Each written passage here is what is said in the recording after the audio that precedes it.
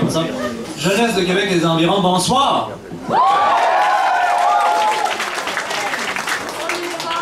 Jeunesse de Québec et des environs, bonjour, c'est ma façon de commencer tous mes cours. Je ne sais pas où est-ce que j'ai pris ça, mais je commence tous mes cours. J'enseigne au collège François-Xavier Garneau, je m'appelle Gabriel Bouchard, professeur de littérature, et je commence tous mes cours par cette façon d'appeler les gens. Je vous dirais que dans les 2-3 dernières semaines, le goût me reste un peu bizarre en bouche. Et je me serais volontiers passé de dire à mes étudiants, jeunesse de Québec et des environs, bonjour. Juste aimé leur j'aurais juste aimé leur dire dans la rue, pas dans la classe. Mais bon, je leur dis, ça donne un petit goût amer, c'est comme ça.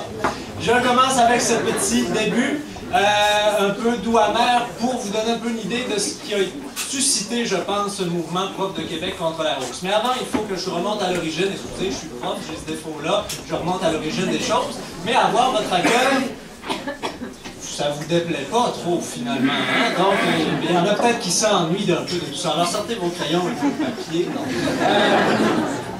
J'y vais. Alors, d'abord, il y a le mouvement Prof contre la hausse, qui est avant tout une initiative de professeurs de Montréal, du réseau collégial, mais aussi de l'université, qui se sont réunis et qui ont dit, ben là, il faut sortir de notre réserve un petit peu, il faut agir. Ils ont été à l'origine, notamment d'un manifeste qui, maintenant, totalise plus de 2000 signatures. Un manifeste, donc, oui, yes.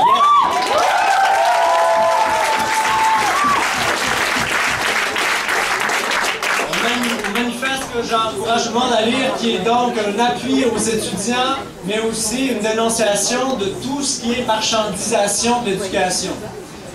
Donc, plus de 1000 signatures. Il y a eu des actions aussi par les profs contre la hausse. Je pense notamment, je vais m'approcher du micro, je pense aux funérailles de l'éducation qui ont eu lieu le 19 mars. N'ayez crainte, c'était des funérailles symboliques. Et aussi à une belle idée qui est la chaîne de solidarité. Parce que vous l'avez peut-être remarqué, et plus, en fait, la règle, c'est plus vous manifestez, plus vous l'avez remarqué, il y a des petits cas de brutalité policière, hein, parfois. Oui, ben, les profs contre la hausse ont eu cette belle idée de la chaîne de la solidarité, c'est-à-dire un prof, un étudiant, un prof, un étudiant. C'est drôle, mais le policier, il fesse un peu moins fort quand on est plus vieux. Je sais pas. Donc, ils sont peut-être un peu humains après tout. Bon.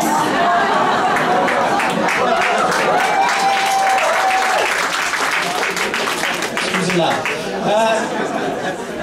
Dans la foulée des profs contre la hausse, nous, ici à Québec, on s'est dit, il faut faire quelque chose. Oui, on va signer le manifeste, mais on voudrait ajouter quelque chose, on voudrait ajouter le de Québec, Prof de Québec contre la hausse. Et c'est ce qu'on a fait, humblement, avec nos moyens, donc avec le temps qu'on peut, et on a fait une déclaration qui a maintenant été signée par plus de, et excusez-moi, je suis un prof de lettres, il faut que je vérifie quand c'est les chiffres, donc plus de 635 signataires, des profs de tous les cégeps, de l'Université.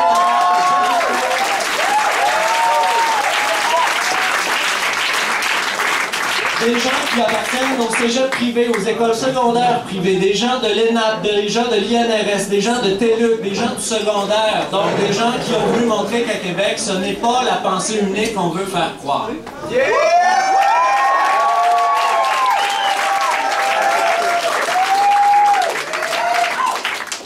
Cela dit, la journée où on a fait notre déclaration, où on a fait la conférence de presse pour ça, le journal Le Soleil a eu la bonne idée de faire un sondage et de demander un petit peu aux citoyens, aux lecteurs du Soleil, qu'est-ce qu'ils pensaient de ça, les profs qui s'élevaient contre la hausse. Et le résultat, hein, la réponse, évidemment, le choix de réponse était légèrement orienté, mais la réponse qui a gagné, c'est les profs ne se mêlent pas de leurs affaires. 55% des répondants. Alors là, on vit dans une société où 5% des répondants disent que les profs n'ont pas d'affaire à réfléchir à l'éducation. Excusez-moi, je fonctionne peut-être drôlement, mais moi, ça me dit qu'au contraire, il faut se préoccuper de l'éducation si 55% des gens, des répondants disent ça.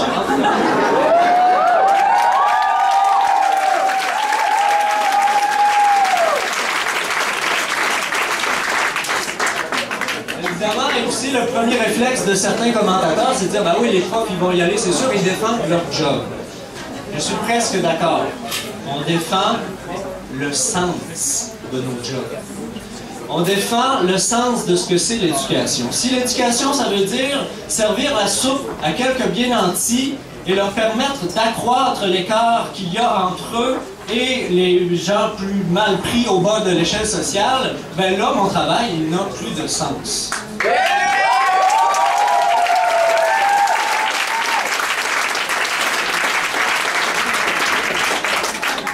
Ça, c'est pour l'enjeu matériel. L'enjeu, c'est une question de sous la hausse des frais de scolarité. Ce qu'on oublie souvent, par contre, c'est qu'on appartient à une société qui a cultivé pendant très longtemps un mépris, une haine, une crainte de tout ce qui peut ressembler à de l'intellectualisme.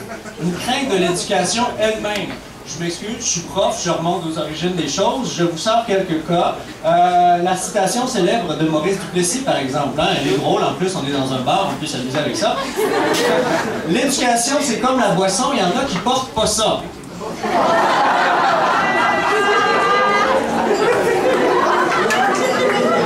C'est peut-être la phrase la plus drôle de Maurice Duplessis, puis en même temps, elle est vraiment pas drôle. Elle est vraiment pas drôle parce que c'est qui ceux qui portent pas ça? Ceux qui portent pas ça, c'est ceux qui se rendent compte qu'avec l'éducation, tout à coup, on est capable de faire valoir son sens critique. On est capable de réfléchir et de remettre en question ce que l'autorité dit. Et c'est ça que Maurice Duplessis appelait...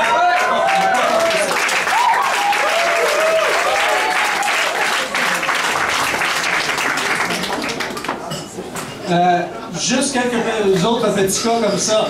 Fernand Dumont, éminent sociologue, à la fin de sa vie, a commencé une biographie qui n'est pas terminée. Il venait d'un milieu ouvrier, il a fait le saut vers le monde de l'université. Son autobiographie, qui n'a pas terminé, s'appelle « Récit d'une émigration ». C'est dire à quel point, au Québec, faire le saut vers les études supérieures, c'est encore quelque chose pour quelqu'un qui est tout près de nous dans les années 60. J'ajoute un dernier petit exemple. Quand j'étais étudiant, à un moment donné, je me disais, je vais devenir étudiant en littérature. Et je suis tombé sur le dictionnaire, le premier dictionnaire québécois qu'on doit au linguiste Léandre Bergeron. Si vous avez l'occasion d'aller vers ce premier dictionnaire-là, c'est un peu un pamphlet en même temps. Léandre Bergeron voulait un peu rire de nos mauvais pis. Si vous allez à l'article « Étudiant en lettres », la définition qu'on trouve, elle est parodique. Léandre Bergeron pense pas ça. Il voulait se moquer de nos préjugés au Québec. Si vous allez voir le chapitre « Étudiant en lettres » dans ce dictionnaire, la définition, c'est homosexuel.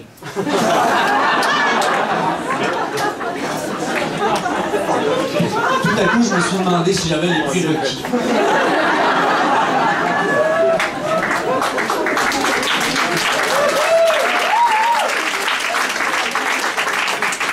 Je fais un petit peu d'humour avec ça, puis au fond, je ne devrais pas parce que c'est très, très, très sérieux. Il y a des gens en ce moment qui ont pris le parti de diviser. C'est un peu ce que Sacha disait. Jean Charest n'arrête pas de le dire. Écoutez, ce sont les travailleurs de la classe moyenne qui font le plus d'efforts pour payer l'éducation. Et là, donc, on devine qu'on aurait les étudiants d'un côté, on aurait les travailleurs de l'autre et on aurait les profs de l'autre, puis chacun devrait rester dans sa petite cacane comme ça. Ça ne fonctionne pas comme ça. J'ai été étudiant, je suis prof, je suis père, je serai parent d'étudiants, je suis travailleur de la classe moyenne. Je n'accepte pas que Jean Charest divise mes identités comme ça. Ils me disent un jour tu es ceci, un jour tu es cela, dans le but, comme Machiavel le disait, de diviser pour régner. Ça ne peut pas fonctionner. Ouais.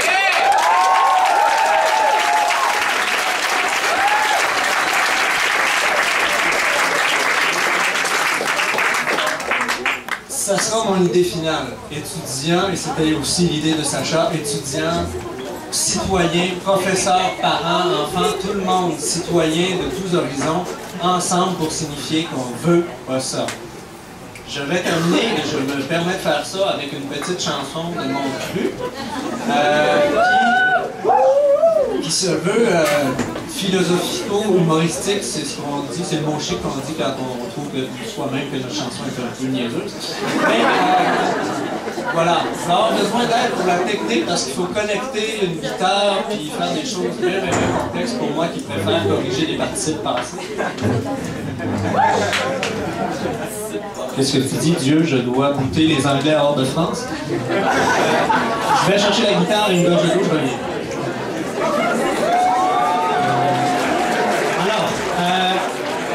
Cette chanson n'a pas de sens si vous ne m'aidez pas à la faire. Les couplets sont plein de mots, mais le refrain est simple. La quatrième ou cinquième fois que je vais le faire, vous l'aurez compris. Et si vous avez la générosité de le chanter avec moi, j'apprécierai beaucoup.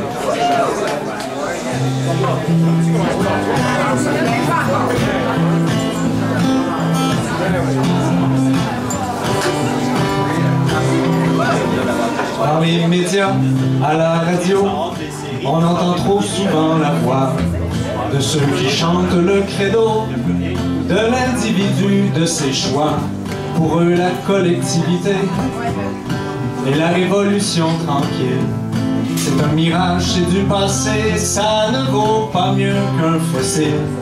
Je voudrais faire pour tous ces conservateurs ou libertariens un petit air, une chanson dont ils méditeront le refrain. Sans les autres, je ne suis rien. Sans les autres, je n'irai pas loin. Peuvent-ils me dire, tous ces apôtres, comment faisait Homo sapiens? Pour vivre seul sans les autres, la besogne elle n'était pas mince. Faire des outils ou un igloo, ou pour pouvoir casser la croûte. Traquer tout seul le caribou, le buffle, l'ours ou le mammouth. Et quand arrivait la noirceur, tout seul auprès de son petit flot, sans amis, sans frères et sans sœurs, je parie qu'il chantait un peu. Sans les autres, je ne suis rien. Sans les autres, je n'irai pas loin. Et le poupon, dans son berceau, s'il n'avait un de ses parents, pour le dodo, lolo, bobo, il serait bien triste sûrement. Personne à réveiller la nuit, personne à faire paniquer, personne pour voir ses gazouillis, et personne à émerveiller. Il serait vraiment malheureux de ne pouvoir être au crochet de personne et d'un air piteux. Il agiterait son petit hochet. Sans les autres, je ne suis rien. Sans les autres, je n'irai pas loin.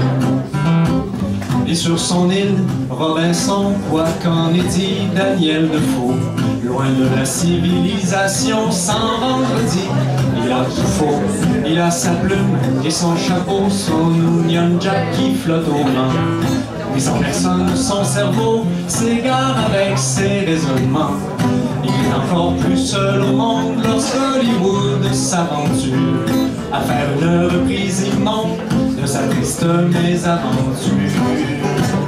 Sans les autres, je ne suis rien. Sans les autres, je n'irai pas loin. Et que dire du joueur de hockey, fut-il bon comme Maurice Richard? Sans ses précieux coéquipiers, comment espère-t-il la victoire? À qui donc fera-t-il des passes pour marquer dans un but désert? Et s'il n'y a personne qui passe, la Zamboni, que peut-il faire? Il accrochera son chandail et chantera une autre chanson. Nanana, hey hey goodbye, de sa boiteuse élocution. Sans les autres, je ne suis rien. Sans les autres, je n'irai pas loin. Je sais, ce sont des cas extrêmes, c'est une bien faible démonstration. Mais je m'entête tout de même à conserver ma position. Cette terre est une main tendue vers tous ceux qui en veulent bien. Ensemble, nous pouvons bien plus que de chanter ce petit refrain. En même temps, cette chanson peut être aussi un point dressé vers ceux qui prêchent la division, ceux qui isolent pour régner. Cette terre est une main tendue vers tous ceux qui en veulent bien. Ensemble, nous pouvons bien plus que de chanter ce petit refrain. Sans les autres, je ne suis rien. Sans les autres, je n'irai pas loin. Sans les autres, je ne suis rien. Sans les autres, je n'irai pas loin.